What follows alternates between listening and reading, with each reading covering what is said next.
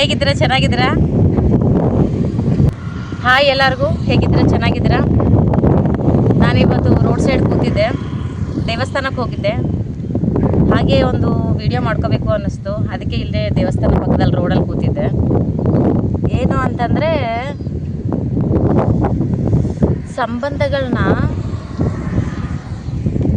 ಈಸಿಯಾಗಿ ಬೆಳೆಸ್ಕೊಬೋದು, ಆದರೆ ಸಂಬಂಧಗಳನ್ನ ಉಳಿಸ್ಕೊಳೋದು ಎಷ್ಟು ಕಷ್ಟ ಅಂತಂದರೆ ಅಷ್ಟು ಕಷ್ಟ. ಒಂದು ವೇಳೆ ಯಾರಾದರೂ ನಮ್ಮನ್ನು ಬಿಟ್ಟು ಹೋದರೆ, ಅವ್ರು ನಮ್ಮನ್ನು ಬಿಟ್ಟು ಹೋಗಿದ್ದಾರಾ ನಿಜಾನ ಅಂತ ಆ್ಯಕ್ಸೆಪ್ಟ್ ಮಾಡೋಕ್ಕೇ ನಮಗೆ ಮಿನಿಮಮ್ 3 to 4 years ಆಗುತ್ತೆ. ಸರಿನಾ? ಸಂಬಂಧಗಳು ಎಷ್ಟು ಈಸಿಯಾಗಿ ಫ್ರೆಂಡ್ಶಿಪ್ ಮಾಡ್ಕೊತೀವಿ, ರಿಲೇಟಿವ್ಸ್ ಹತ್ರ ಎಷ್ಟು ಈಸಿಯಾಗಿ ಒಂದಾಗ್ತೀವಿ, ರಿಲೇಟಿವ್ಸ್ ಜೊತೆ ಚೆನ್ನಾಗಿ ಮಾತಾಡ್ತೀವಿ, ಸಂಬಂಧನ ಬೆಳೆಸ್ಕೊಂಡು ಹೋಗ್ತೀವಿ. ಫ್ರೆಂಡ್ಶಿಪ್ಪಲ್ಲೂ ಹಾಗೇ ಎಲ್ಲರ ಜೊತೆ ಚೆನ್ನಾಗಿರ್ತೀವಿ, ಬೇಗನೆ ಫ್ರೆಂಡ್ಶಿಪ್ ಆಗಿಬಿಡುತ್ತೆ, ಬೇಗನೆ ನಾವೆಲ್ಲ ಆಚೆ ಹೋಗ್ತೀವಿ. ಅಂದರೆ ಆಚೆ ಹೋಗೋದು, ತಿನ್ನೋದು, ಉಣ್ಣೋದು, ಏನೋ ದೇವಸ್ಥಾನಗಳಿಗೆ ಹೋಗೋದು, ಓಡಾಡೋದು, ಈ ಥರ. ಆದರೆ ಅಷ್ಟು ಚೆನ್ನಾಗಿರೋ ಫ್ರೆಂಡ್ಶಿಪ್ಪು ಒಂದೇ ಸರ್ತಿ ದೂರ ಆಗಿದೆ ಅಂತಂದರೆ ಅದನ್ನು ತಡ್ಕೊಳೋ ಶಕ್ತಿ ಬೇಕು. ಅಂದರೆ ಆ ಫ್ರೆಂಡ್ಶಿಪ್ ಯಾಕೆ ದೂರ ಆಗಿದೆ, ಕಾರಣ ಏನು, ನಾವು ಯಾಕೆ ಅವ್ರಿಗೆ ದೂರ ಆಗಿರ್ತಾ ಇದ್ದೀವಿ, ಫ್ರೆಂಡ್ಶಿಪ್ ಯಾಕೆ ದೂರ ಆಗಿದೆ ಅಂತ ಯೋಚನೆ ಮಾಡೋದ್ರಲ್ಲೇ ಅವ್ರು ನಮ್ಮನ್ನು ಯಾಕೆ ಬಿಟ್ಟು ಹೋಗಿದ್ದಾರೆ ಫ್ರೆಂಡ್ಶಿಪ್ಪಲ್ಲಿ ಅಂತ ನಾವು ಯೋಚನೆ ಮಾಡೋಷ್ಟರಲ್ಲೇ ನಮಗೆ 3 to 4 years ಆಗಿಬಿಡುತ್ತೆ. ಗೊತ್ತಾ? ಇದು ನಿಜಾನ ಅಂತ ಆ್ಯಕ್ಸೆಪ್ಟ್ ಮಾಡೋಕ್ಕೇ ನಮಗೂ 3 to 4 years ಆಗಿಬಿಡುತ್ತೆ. ಇನ್ನೊಂದಂದರೆ ಹತ್ರವಾದ ಸಂಬಂಧ. ಈಗ ಹತ್ರವಾದ ಸಂಬಂಧ ಅಂದರೆ ಅಣ್ಣ ತಂಗಿ ಆಗಿರ್ಬೋದು, ಅಕ್ಕ ತಂಗಿ ಆಗಿರ್ಬೋದು. ಈಗ ಅಕ್ಕ ತಂಗಿ ಎಲ್ಲರೂ ಅಂತಲ್ಲ, ಕೆಲವೊಂದು ಜನ ಅಕ್ಕ ತಂಗಿದಿರು ಏನು ಮಾಡ್ತಾರೆ ಅಂತಂದರೆ ಒಡವೆಗೋಸ್ಕರ ಜಗಳ ಆಡ್ತಾ ಇರ್ತಾರೆ. ತುಂಬ ಅಮ್ಮನ ಒಡವೆ ಆಗಲಿ, ಮನೇಲಿರೋ ಒಡವೆ ಆಗಲಿ, ಅಕ್ಕ ತಂಗಿ ಅಂತಾರೆ ಜಾಸ್ತಿ ಒಡವೆ ಸೀರೆಗೋಸ್ಕರ ಜಗಳ ಆಡ್ತಾರೆ. ಎಷ್ಟು ಜಗಳ ಆಡ್ತಾರೆ ಅಂತಂದರೆ ಅಷ್ಟು ಜಗಳ ಆಡ್ತಾರೆ ಒಡವೆ ಸೀರೆಗೋಸ್ಕರ. ಹಂಗಂತ ಕೆಲವೊಂದು ಜನ ಏನು ಮಾಡ್ತಾರೆ ಅಂತಂದರೆ ಆ ಜಗಳ ಆಡಿ ಆ ಜಗಳದಿಂದಾನೇ ಅವರು ರಿಲೇಷನ್ಶಿಪ್ನ ಕಳ್ಕೊಂಡ್ಬಿಡ್ತಾರೆ. ಅಂದರೆ ಅಯ್ಯೋ ನಮ್ಮ ಅಕ್ಕ ಅಷ್ಟು ಒಡವೆ ತೊಗೊಂಡ್ಲು ನಮ್ಮಮ್ಮಂದು, ಇನ್ಮೇಲೆ ನಾನು ಮಾತಾಡಲ್ಲ. ಅಯ್ಯೋ ನಮ್ಮ ತಂಗಿ ಇಷ್ಟು ಒಡವೆ ತೊಗೊಂಡ್ಲು ನಮ್ಮಮ್ಮಂದು, ನಾನು ಮಾತಾಡಲ್ಲ. ಆ ಥರ. ಅಣ್ಣ ತಮ್ಮ ಜಗಳ ಹೇಗಿರುತ್ತೆ, ಅಣ್ಣ ತಂಗಿ ಜಗಳ ಹೇಗಿರುತ್ತೆ ಅಂತಂದರೆ, ಫಸ್ಟ್ ಇವಾಗ ಅಣ್ಣ ತಂಗಿ ಜಗಳ ಬಗ್ಗೆ ಮಾತಾಡೋಣ ನಾವು. ಅಣ್ಣ ತಂಗಿ ಜಗಳ ಅಂದರೆ, ಅಣ್ಣ ಮದುವೆ ಮಾಡಿ ತಂಗಿಗೆ ಮದುವೆ ಮಾಡಿ ಕೊಟ್ಬಿಡ್ತಾರೆ. ಮದುವೆ ಮಾಡಿ ಕೊಟ್ಬಿಟ್ಟ ಮೇಲೆ ಒಂದಿಷ್ಟು ಸಾಲ ಮಾಡಿಕೊಂಡು ಒಬ್ಬಳೇ ತಂಗಿ ಅಲ್ವ ಅಂತ ಗ್ರ್ಯಾಂಡಾಗಿ ಮದುವೆ ಮಾಡಿ ಕೊಟ್ಬಿಡ್ತಾರೆ. ಅಷ್ಟು ಮದುವೆ ಆದಮೇಲೂ, ಚೆನ್ನಾಗಿ ಮದುವೆ ಮಾಡ್ಕೊಂಡು ಹೋದ್ಮೇಲೂ ಒಂದು 4 ವರ್ಷ, 3 ವರ್ಷ, 2 ವರ್ಷ ಆದಮೇಲೆ ಅಣ್ಣನ ಕಡೆ ಒಂದು ಅರ್ಧ ಎಕರೆ ಜಮೀನಿದೆ ಅಂದ್ಕೊಳ್ಳಿ, ಚೆನ್ನಾಗಿ ಒಂದು ಅರ್ಧ ಎಕರೆ ಜಮೀನಿದೆ ಅಂದ್ಕೊಳ್ಳಿ. ರಿಟರ್ನ್ ಬಂದು ಒಂದು ಮಗುನ ಎತ್ಕೊಂಡು ಬಂದು, ಇಲ್ಲ ಮದುವೆ ಆದಮೇಲೆ ಗಂಡನ ಕರ್ಕೊಂಡು ಬಂದು, ನನ್ನ ಅಣ್ಣನ ಆಸ್ತಿ ಮೇಲೆ ನನಗೆ ಹಾಕಬೇಕು ಅಂತ ಕೇಳ್ತಾಳೆ. ಇದು ನಾನು ಎಲ್ಲರಿಗೂ ಹೇಳ್ತಾ ಇಲ್ಲ, ಕೆಲವೊಂದು ಜನಕ್ಕೆ ಮಾತ್ರ ಕೇಳ್ತಾ ಇದ್ದೀನಿ. ಈ ಥರ ಜಗಳಗಳು ಹೇಗೆ ಬರುತ್ತೆ ಅಂತ ಹೇಳ್ತಾ ಇದ್ದೀನಿ ನಾನು ಅಷ್ಟೇ. ಅಂದರೆ ಡೀಪಾಗಿ ಸಂಬಂಧಗಳು ಕಳ್ಕೊಳ್ಳುವಂಥ ಜಗಳಗಳು ಇವೆಲ್ಲ ಜಗಳ ಆಗುತ್ತೆ. ಆವಾಗ ಅಣ್ಣ ಏನು ಮಾಡ್ತಾನೆ ಅಂತಂದರೆ, ಕೊಡೋಕ್ಕಾಗ್ದೇ ಅವರು ಕೋರ್ಟ್ ಸುತ್ತ ಓಡಾಡ್ತಾರೆ, ರಿಲೇಷನ್ಶಿಪ್ಪಲ್ಲಿ ಕಟ್ಟಾಗ್ಬಿಟ್ಟು ಮಾತಾಡೋದನ್ನ ಬಿಟ್ಬಿಟ್ಟು ಓನ್ಲಿ ಕೋರ್ಟ್ಗೆ ಹೋಗ್ತಾರೆ, ಬರ್ತಾರೆ. ಈ ವಿಷಯ ನನಗೆ ಯಾರು ಹೇಳಿದ್ದಾರೆ ಅಂತಂದರೆ, ಒಬ್ಬರು ನನಗೆ ಕಾಲ್ ಮಾಡಿ ನನ್ನ ಫ್ರೆಂಡ್ಶಿಪ್ಪಲ್ಲೇ ಕೇಳಿದ್ದು, ನನ್ನ ತಂಗಿ ನನ್ನ ಮೇಲೆ ಕೇಸ್ ಹಾಕಿದ್ದಾಳೆ ಜಮೀನಿಗೋಸ್ಕರ, ಇಷ್ಟು ದಿನ ನನ್ನ ತಂಗಿಗೆ ನಾನು ಎಷ್ಟೆಲ್ಲ ಮಾಡಿದ್ದೀನಿ ನಿನಗೆ ಗೊತ್ತಲ್ವಾ ಅಂತ. ಅದು ನನ್ನ ಫ್ರೆಂಡ್ಶಿಪ್ಪಲ್ಲೇ ನನ್ನ ಫ್ರೆಂಡೇ ಅವನು. ಆದರೆ ನನಗೆ ಈ ವಿಷಯ ಯಾವಾಗ ಗೊತ್ತಾಗಿದೆ ಅಂದರೆ, ಒಂದು 6 months ಬ್ಯಾಕ್ ಗೊತ್ತಾಗಿದೆ. ನಂಗೆ ವೀಡಿಯೋ ಮಾಡೋಕ್ಕೆ ಟೈಮ್ ಸಿಗಲಿಲ್ಲ. ಇವತ್ತು ನಾನು ರೋಡ್ ಹತ್ರ ಕುತ್ಕೊಂಡು ವೀಡಿಯೋ ಮಾಡ್ತಾಯಿದ್ದೀನಿ, ಲಾಸ್ಟಲ್ಲಿ ತೋರಿಸ್ತೀನಿ ನಾನು ಮೇನ್ ರೋಡು. ನನಗೆ ಟೈಮ್ ಸಿಕ್ಕಿರಲಿಲ್ಲ, ಅದಕ್ಕೆ ನಾನು ಮಾಡಿಲ್ಲ.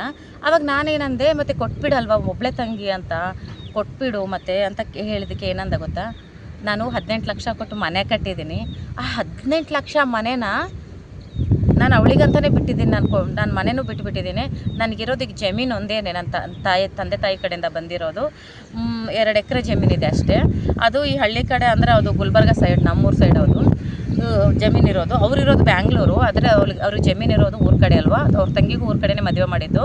ಆದರೆ ಸೈಟಲ್ಲಿ ಇವ್ರದ್ದು ಅಣ್ಣನೇ ಓನಾಗಿ ಮನೆ ಕಟ್ಟಿ, ಮದುವೆ ಆದಮೇಲೆ ಅವ್ರಿಗೆ ಮಕ್ಕಳಾದಮೇಲೆ ಮನೆ ಕಟ್ಟಿ ಕೊಟ್ಟಿದ್ದಾನೆ ನನ್ನ ತಂಗಿ.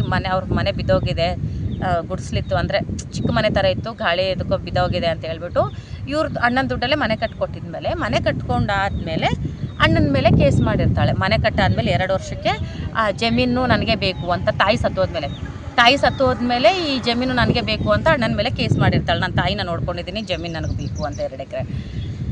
ಈ ವಿಷಯ ನನಗೆ ಅವ್ರು ಹೇಳಿದ್ದಾರೆ ಫೋನ್ ಮಾಡಿ, ನನ್ನ ಫ್ರೆಂಡಲ್ಲೇ ಹೇಳಿದ್ದಾರೆ, ಹಿಂಗೆ ನಂಗೆ ತಂಗಿ ಕೇಳ್ತಾ ಇದ್ದಾಳೆ ಅಂತ. ಇದಕ್ಕೆ ಡೀಪ್ ಜಗಳಾಗಿ ಏನಾಗಿದೆ ಅಂದರೆ, ಅಣ್ಣ ತಂಗಿ ಮಾತಾಡ್ಕೊಳೋದು ಬಿಟ್ಬಿಟ್ಟು ಕೋರ್ಟಿಗೆ ಓಡಾಡ್ತಾ ಇದ್ದಾರೆ.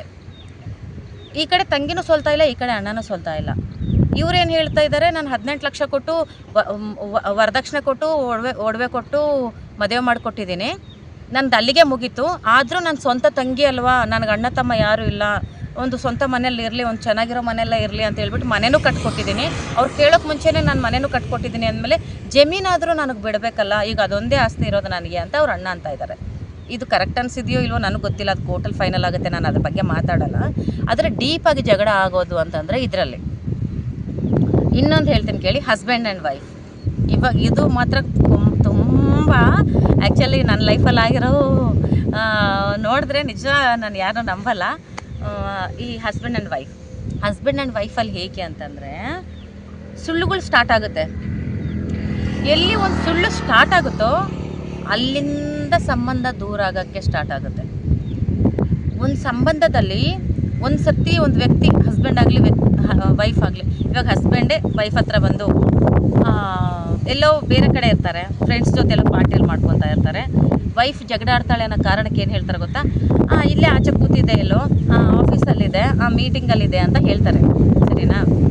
ಹೇಳಿರೋದ್ರಿಂದ ಒಂದು 2 ಅವರ್ ಆದಮೇಲೆ ಅವ್ರು ಮತ್ತೆ ಇವ್ರ ಹಸ್ಬೆಂಡ್ ಫೋನ್ ಎತ್ತಲ್ಲ. ಫೋನ್ ಯಾಕೆ ಎತ್ತುತ್ತಾ ಇಲ್ಲ ಅಂತ ಫೋನ್ ಮಾಡಿದ್ರೆ ಫೋನ್ ಎತ್ತುತ್ತಾ ಇಲ್ಲ ಅಂತ ಆಫೀಸ್ ಕಡೆ ಫೋನ್ ಮಾಡಿ ಅವ್ರಿಗೆ ಕೊಡಿ ಅಂತ ಯಾರಿಗೋ ಫ್ರೆಂಡ್ಸ್ ಕೇಳಿರ್ತಾರೆ. ಅವ್ರ ಫ್ರೆಂಡ್ಸ್ ಹೇಳ್ತಾರೆ, ಇವತ್ತು ಆಫೀಸಿಗೆ ಬಂದಿಲ್ಲ ಅಲ್ಲ, ಎಲ್ಲೋ ಅವ್ರ ಬ್ಯಾಚೆಲ್ಲ ಎಲ್ಲೋ ಪಾರ್ಟಿಗೆ ಹೋಗ್ತಾ ಇದ್ದೀನಿ ಅಂತ ಹೇಳಿದ್ರು, ಆಫೀಸ್ಗೆ ಬಂದಿಲ್ಲ ಅಲ್ಲ ಅಂತ ಹೇಳ್ತಾರೆ. ಆವಾಗ ವೈಫ್ ಸೈಲೆಂಟ್ ಆಗ್ತಾರೆ. ಸೈಲೆಂಟ್ ಆದಮೇಲೆ ಮನೆಗೆ ಬರ್ತಾರೆ ಹಸ್ಬೆಂಡ್. ರಾತ್ರಿ 11-12 ಗಂಟೆ ಹೋಗೋ ಹಸ್ಬೆಂಡ್ ಮನೆಗೆ ಬರ್ತಾರೆ. ಬಂದಾದ್ಮೇಲೂ ವೈಫ್ ಏನು ಕೇಳಲ್ಲ. ಸರಿ ಹೇಳ್ತಾರೇನೋ ನೋಡ್ದಾಣ ಅಂತ ನೋಡ್ತಾರೆ. ನೋಡಿದ್ರೆ ಅಮ್ಮ ಟಯರ್ಡ್ ಆಯಿತು, ಇವತ್ತು ಎಕ್ಸ್ಟ್ರಾ ವರ್ಕ್ ಇತ್ತು, ತುಂಬ ಟಯರ್ಡ್ ಆಯಿತು ಅಂತ ಸುಳ್ಳು ಹೇಳಿ ಮನೆಗೆ ಬರ್ತಾರೆ. ಊಟ ಮಾಡಲ್ಲ, ಊಟ ಮಾಡು ಅಂತ ಹೇಳಿದರೆ ಊಟ ಮಾಡಲ್ಲ, ಮಲಗಿರ್ತಾರೆ. ಇದನ್ನು ನನಗೊಬ್ರು ಹೇಳಿದ್ದು, ಅದು ನಮ್ಮ ಫ್ರೆಂಡ್ ಸರ್ಕಲಲ್ಲಿ. ಅಂದರೆ ನಾವು ಹೌಸ್ ಕೀಪಿಂಗ್ ಕೆಲಸ ಏನಂತಾರಪ್ಪ, ಇದು ಹೆಚ್ ಆರ್ ಕೆಲಸ ಮಾಡ್ತಾಯಿದ್ರು ಅವ್ರು ನಮ್ಮ ಜೊತೆ. ಇದು ಅವ್ರ ಸ್ಟೋರಿ, ಹಸ್ಬೆಂಡ್ ಆ್ಯಂಡ್ ವೈಫದು. ಅವ್ರ ಹೆಸರು ನಾನು ಹೇಳೋಕ್ಕೆ ಇಷ್ಟಪಡಲ್ಲ. ಹೆಚ್ ಆರ್ ಕೆಲಸ ಮಾಡ್ತಾಯಿದ್ರು, ಅವ್ರದ್ದು ಸ್ಟೋರಿದು. ಆಮೇಲೆ ಮಾರನೇ ದಿನ ಅವರು ಇದು ನನಗೆ ಹೇಳಕ್ಕೆ ಹೇಳಿದ್ದು ಅವರು, ನೀನು ಯೂಟ್ಯೂಬ್ ಚಾನಲಲ್ಲಿ ಹೇಳಿದ್ರೆ ಹೇಳು, ಎಲ್ಲರಿಗೂ ಅನುಭವ ಆಗುತ್ತೆ ಅಂತ. ಸರಿ ಆಯಿತು, ನಿಮ್ಮ ಸ್ಟೋರಿ ಒಂದು ಹಾಕ್ಬಿಡೋಣ ಅಂತ ಹೇಳ್ಬಿಟ್ಟು ಹಾಕ್ತಾಯಿದ್ದೀನಿ. ಆದರೆ ಮಾರನೇ ದಿನ ಹಸ್ಬೆಂಡು ವೈಫ್ ಕೇಳಿರ್ತಾಳೆ, ಮತ್ತು ಆಚೆ ಎಲ್ಲಾದರೂ ಹೋಗೋಣ, ಸುಮ್ಮನೆ ಕೇಳಿರ್ತಾಳಂತೆ ಅವಳು, ಆಚೆ ಹೋಗೋಣ ಎಲ್ಲಾದರೂ, ಬೇಜಾರಾಗ್ತಾಯಿದೆ ಮನೆಯಲ್ಲಿ. ಅಂದರೆ ಯಾಕೆ ಬೇಜಾರಾಗುತ್ತೆ, ಕೆಲಸಕ್ಕೆ ಹೋಗೋಕ್ಕೆ 9 ಗಂಟೆ 8 ಗಂಟೆ 9 ಗಂಟೆಗೆ ಹೋಗ್ತೀಯಾ, ಸಂಜೆ ಬರ್ತಾ ಇದೆಯಾ ರಾತ್ರಿ 7 ಗಂಟೆಗೆ 6 ಗಂಟೆಗೆ, ಬೇಜಾರಕ್ಕೆ ಟೈಮೇ ಸಿಗ್ತಾ ಇಲ್ಲ ನಿನಗೆ, ಆಮೇಲೆ ಯಾವಾಗಾದ್ರೂ ಹೋಗೋಣ ಬಿಡು ಅಂತಾರಂತೆ. ಸರಿ ಸುಮ್ಮನೆ ಆಗ್ತಾಳೆ. ಮತ್ತು ನೆಕ್ಸ್ಟ್ ವೀಕ್ ಸಂಡೇ ಬಂದಾಗ ಇದೇ ಥರ ಹಸ್ಬೆಂಡ್ ಫೋನ್ ಎತ್ತಲ್ಲ. ಫೋನ್ ಎತ್ತಲಿಲ್ಲ ಯಾಕೆ ಅಂತ ವೈಫ್ ಮತ್ತೆ ಫೋನ್ ಮಾಡಿದ್ರೆ, 2 ಸತಿ ಫೋನ್ ಮಾಡಿದ್ರೆ ಫೋನ್ ಎತ್ತಲಿಲ್ಲ. ಆಚೆ ಹೋಗಿದ್ದಾರೆ ಹಸ್ಬೆಂಡು, ಅವ್ರಿಗೆ ಅವತ್ತು ಜಾಬ್ ಇರಲಿಲ್ಲ, ಫೋನ್ ಎತ್ತಲಿಲ್ಲ ಅಲ್ಲ ಅಂತ ಹೇಳ್ಬಿಟ್ಟು ಅವರು ಕೊಲೀಗ್ಸ್ಗೆ ಫೋನ್ ಮಾಡಿ ಕೇಳಿದ್ರೆ, ಇವತ್ತು ಅವ್ರು ಆಚೆ ಹೋಗಿದ್ದಾರೆ, ಎಲ್ಲೋ ಬೀಚ್ ಹತ್ರ ಎಲ್ಲೋ ಹೋಗಿದ್ದಾರೆ, ಆಚೆ ಕಡೆ ಎಲ್ಲೋ ಹೋಗಿದ್ದಾರೆ, ಔಟ್ಸೈಡು 4 ಜನ ಸೇರ್ಕೊಂಡು ಫ್ರೆಂಡ್ಸ್ ಹೋಗಿದ್ದಾರೆ, ಲೇಡೀಸ್ ಯಾರು ಹೋಗಲಿಲ್ಲ ಅಂತ ಹೇಳಿದಾರಂತೆ.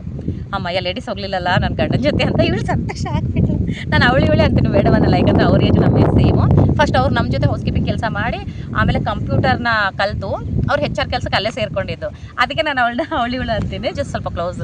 ಆದರೆ ಈ ಥರ ಆಮೇಲೆ ಮನೆಗೆ ಬಂದಮೇಲೆ ಹಸ್ಬೆಂಡ್ಗೆ ಮತ್ತು ಈ ವಾರನಾದ್ರೂ ನೆಕ್ಸ್ಟ್ ವಾರ ಎಲ್ಲಾದರೂ ಹೋಗೋಣ, ನನಗೆ ಬೇಜಾರಾಗ್ತಾ ಇದೆ ಅಂತ ಸುಮ್ಮನೆ ಕೇಳಿರ್ತಾಳೆ. ಕೇಳಿದ್ರೆ ಇಲ್ಲ ಆಮೇಲೆ ಹೋಗೋಣ ಹಿಂಗೆ ಹಂಗೆ ಅಂತ ಸುಳ್ಳು ಹೇಳ್ತಾನೆ. ಅಂದರೆ ವೈಫ್ ಏನಂತಾಳೆ ಗೊತ್ತಾ, ಅದೇ ನಮ್ಮ ಫ್ರೆಂಡು, ನೀನು ವಾರ ಫ್ರೆಂಡ್ಸ್ ಜೊತೆ ಟ್ರಿಪ್ ಆಗ್ತೀಯಾ, ವಾರ ಅಲ್ಲಿ ಹೋಗ್ತೀಯಾ, ನಾನೇನು ಕೇಳಿಲ್ಲ ನಿನಗೆ, ನೀನು ಹೋಗ್ತೀಯಾ ಅಂತ ಗೊತ್ತಿದ್ರು ನಾನೇನು ಕೇಳಲಿಲ್ಲ, ಆದರೆ ನಾನು ಕರ್ಕೊಂಡು ಹೋಗು ಅಂತ ಹೇಳಿದ್ರೆ ಮಾತ್ರ ಎಲ್ಲೋ ಹೋಗ್ತೀಯಾ, ನಿನಗೆ ಬೇಜಾರೆಲ್ಲ ಆಗುತ್ತೆ, ನಿನಗೆ ಮನೆಯಲ್ಲೇ ಟೈಮ್ ಸಿಗಲ್ಲ, ಹಾಗೆ ಹೀಗೆ ಅಂತ ಹೇಳ್ತೀಯಾ ಅಂತ ಹೇಳ್ತೀನಿ. ಇದು ನಿಜ ಅಲ್ವಾ? ಅಲ್ಲಿಂದ ಒಂದು ವ್ಯಕ್ತಿ ಸುಳ್ಳು ಹೇಳೋದ್ರಿಂದ ಸ್ಟಾರ್ಟ್ ಆಗುತ್ತೆ ಜಗಳ. ಹಸ್ಬೆಂಡ್ ಆ್ಯಂಡ್ ವೈಫ್ ಅಂತಂದರೆ ಯಾವತ್ತೂ ಒಬ್ರ ಹತ್ರ ಒಬ್ಬರು ಸುಳ್ಳು ಹೇಳಬೇಡಿ. ನೀನು ಆಚೆ ಹೋಗ್ಬೇಕಾ, ಫ್ರೆಂಡ್ಸ್ ಜೊತೆ ಹೋಗ್ಬೇಕಾ, ಹೇಳ್ಬಿಟ್ಟೆ ಹೋಗಿ. ಸುಳ್ಳು ಹೇಳ್ಬಿಟ್ಟು ಇನ್ನೊಬ್ಬರ ಜೊತೆ ಹೋಗುವಂಥದ್ದು ಏನೂ ಇಲ್ಲ, ಸರಿನಾ? ಇನ್ನೊಂದೇನು ಅಂತಂದರೆ, ನೀವೆಷ್ಟು ಸುಳ್ಳು ಹೇಳ್ತಾ ಇರ್ತೀರೋ, ನೀವು ನೆಕ್ಸ್ಟು ಇವಾಗ 2 ಟೈಮ್ಸ್ ಸುಳ್ಳು ಹೇಳಿದ್ರಲ್ವಾ, ನೀವು ನೆಕ್ಸ್ಟ್ ಟೈಮು ನಿಜವಾಗ್ಲೂ ಆಫೀಸಲ್ಲಿ ಇದ್ಬಿಟ್ಟು ನೀವು ಫೋನ್ ಮಾಡಿಬಿಟ್ಟು ನಿಮ್ಮ ವೈಫ್ಗೆ ನಾನು ಆಫೀಸಲ್ಲಿದ್ದೀನಿ, ವರ್ಕ್ ಮಾಡ್ತಾ ಇದ್ದೀನಿ, ಬ್ಯುಸಿ ಇದ್ದೀನಿ, ಆಚೆ ಬರೋಕ್ಕಾಗಲ್ಲ ಅಂತ ಹೇಳಿದ್ರೆ ನಿಮ್ಮ ವೈಫ್ ನಂಬಲಾಗುತ್ತಾ? ಯಾಕೆ ಹೇಳು? 2 ಸತಿನೇ ಸುಳ್ಳು ಹೇಳಿದ್ದಾನೆ, 3ನೇ ಸರ್ತಿನೂ ಅದೇ ಹೇಳ್ತಾನೆ ಅಂತ ಅಂದ್ಕೊಂಡಿರ್ತಾರೆ. ಯಾವತ್ತಾದರೂ ಒಂದು ವ್ಯಕ್ತಿ ಒಂದು ಹಸ್ಬೆಂಡ್ ವೈಫ್ ಹತ್ರ ಸುಳ್ಳು ಹೇಳೋಕ್ಕೆ ಸ್ಟಾರ್ಟ್ ಮಾಡ್ತಾನೋ ಅವತ್ತಿಲಿಂದ ಆ ರಿಲೇಷನ್ಶಿಪ್ ಅಂತಂದರೆ ಆ ಸಂಬಂಧದಿಂದ ದೂರ ಸ್ಟಾರ್ಟ್ ಆಗುತ್ತೆ, ಸರಿನಾ? ದೂರ ಸ್ಟಾರ್ಟ್ ಆಗುತ್ತೆ. ಯಾವತ್ತೇ ಆಗಲಿ ನಿಮ್ಮ ವೈಫ್ ನಿಮ್ಮ ಪಾರ್ಟ್ನರ್ಗೆ ಯಾವತ್ತೂ ಸುಳ್ಳು ಹೇಳ್ಬೇಡಿ, ಸರಿನಾ? ಸುಳ್ಳು ಅನ್ನೋದು ಯಾವತ್ತೂ ಹೇಳಬೇಡಿ. ಅಣ್ಣ ತಂಗಿನೂ ಅಷ್ಟೇ. ಈ ಅಣ್ಣ ತಂಗಿ ಸಂಬಂಧ ಅನ್ನೋದು ತುಂಬ ಮುಖ್ಯ. ಆಸ್ತಿಗೋಸ್ಕರ ಎಲ್ಲ ಯಾವುದೇ ಕಾರಣಕ್ಕೂ ಜಗಳ ಆಡ್ಕೊಬೇಡಿ. ಇರೋವರೆಗೂ ಚೆನ್ನಾಗಿರಿ ಅಂತ ನಾನು ಹೇಳೋಕ್ಕೆ ಇಷ್ಟಪಡ್ತೀನಿ. ಅದು ಕೋರ್ಟಲ್ಲಿ ಫೈನಲ್ ಆಗುತ್ತೆ ನಿಮ್ಮದು ಜಗಳ, ಅದರಲ್ಲಿ ನಾನು ತಲೆ ಹಾಕಲ್ಲ. ಆದರೆ ಒಂದು ಮಾತು ಹೇಳ್ತಾ ಇದ್ದೀನಿ, ಏಕೆಂದರೆ ನೀವಿರೋದೇ ಇಬ್ಬರು ಅಣ್ಣ ತಂಗಿ ಅಂದಮೇಲೆ ನೀವೇ ಒಬ್ರಿಗೊಬ್ರು ಮಾತಾಡ್ಕೊಂಡಿಲ್ಲ. ತಾಯಿ ಇಲ್ಲ, ಇವಾಗ ತಾಯಿ ತಂದೆ ತೀರೋಗಿದ್ದಾರೆ. ತಂದೆ ಯಾವಾಗಲೂ ತೀರೋಗಿದ್ದಾರೆ, ತಾಯಿ ಇವಾಗ ತೀರೋಗಿದ್ದಾಳೆ. ಇವಾಗ ನೀವು ಅಣ್ಣ ತಂಗಿ ಆದರೂ ಚೆನ್ನಾಗಿರ್ಬೇಕಲ್ವ, ಮುಂದೆ ಇನ್ನು ನಿಮ್ಗೆ ಯಾರಿದ್ದಾರೆ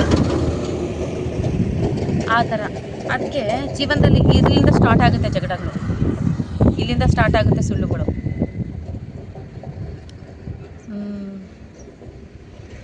ನಾನು ಹೈವೇ ರೋಡಲ್ಲಿದ್ದೀನಿ ಮತ್ತೆ ಇವತ್ತು ಮೈಸೂರು ಹೈವೇಗಳಿದ್ದೀನಿ ನಾನು. ಈ ಮೈಸೂರು ಹೈವೇನ ಹಿಡ್ಕೊಂಡ್ಬಿಟ್ಟಿದ್ದೀನಿ. ಮೈಸೂರು ಹೈವೇನ ಬಿಡಲ್ಲ ಇನ್ನೊಂದು 2 ವರ್ಷ. ಯಾಕಂದರೆ ಇಲ್ಲಿಂದ ಜಾಸ್ತಿ ಓಡಾಡ್ತೀನಲ್ವ, ಅದಕ್ಕೆ ಇಲ್ಲೇ ಕುತ್ಕೊಂಡ್ಬಿಟ್ಟಿನಿ ಫುಟ್ಪಾಟಲ್ಲಿ. ಎಲ್ಲರೂ ನೋಡ್ತಾ ಇದ್ದಾರೆ ಗಾಡಿಗಳು ಹೋಗೋರು ಬರೋರು.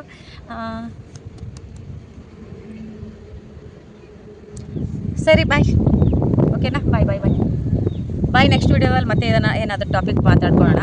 ಯಾವುದಾದ್ರೂ ತುಂಬ ನೋವಾಗೋ ಟಾಪಿಕ್ ಇರುತ್ತೋ ಅದನ್ನು ಮಾತಾಡ್ಕೊಳ್ಳೋಣ. ನಾನು ಇನ್ನೊಬ್ಬರು ಕೇಳಿದ್ದೀನಿ, ಅವರೊಂದು ಸ್ಟೋರಿ ಹೇಳಿದ್ದಾರೆ. ಅವರು ಈ ಕಡೆದವರಲ್ಲ, ಅವರು ಯು ಪಿ ಸೈಡವರು. ಫಸ್ಟ್ ಸ್ಟಾರ್ಟಿಂಗ್ ನಾವು ಬ್ಯಾಂಗ್ಳೂರ್ ಬಂದಾಗ ನಾವು ಚಂದ್ರ ಲೇಔಟಲ್ಲಿದ್ದೀವಿ. ಅವ್ರು ನನಗೊಂದು ಸ್ಟೋರಿ ಹೇಳಿದ್ರು. ಆ ಸ್ಟೋರಿನ ನಾನು ನೆಕ್ಸ್ಟ್ ವೀಡಿಯೋದಲ್ಲಿ ಹೇಳ್ತೀನಿ. ತುಂಬ ಒಳ್ಳೆಯ ಸ್ಟೋರಿ. ಆ್ಯಕ್ಚುಲಿ ಅವರು ರಿಯಲ್ ಆಗಿ ಆಗಿರೋ ಅವ್ರ ಲೈಫ್ ಸ್ಟೋರಿನ, ಅವರು ರಿಲೇಟಿವ್ಸಲ್ಲಿ ಆಗಿರೋ ಲೈಫ್ ಸ್ಟೋರಿ ಅದು. ಅವರು ಚಿಕ್ಕಮ್ಮನ ಮಗಳಿಗೆ ಆಗಿರೋ ಲೈಫ್ ಸ್ಟೋರಿ, ಅನ್ಯಾಯ, ಮೋಸ, ಅದು ವಿಡಿಯೋ. ನಾನು ಆ ವಿಡಿಯೋ ಬಗ್ಗೆ ನೆಕ್ಸ್ಟ್ ವೀಡಿಯೋದಲ್ಲಿ ಹೇಳ್ತೀನಿ. ಫಾಲೋ ಮಾಡ್ತಾಯಿರಿ, ಸಬ್ಸ್ಕ್ರೈಬ್ ಮಾಡಿ, ಲೈಕ್ ಮಾಡಿ. ಬಾಯ್. ನಾನು ನಿಮ್ಮ ದೇವಿ, ಸ್ಮಾರ್ಟ್ ದೇವಿ. ಓಕೆನಾ? ಬಾಯ್.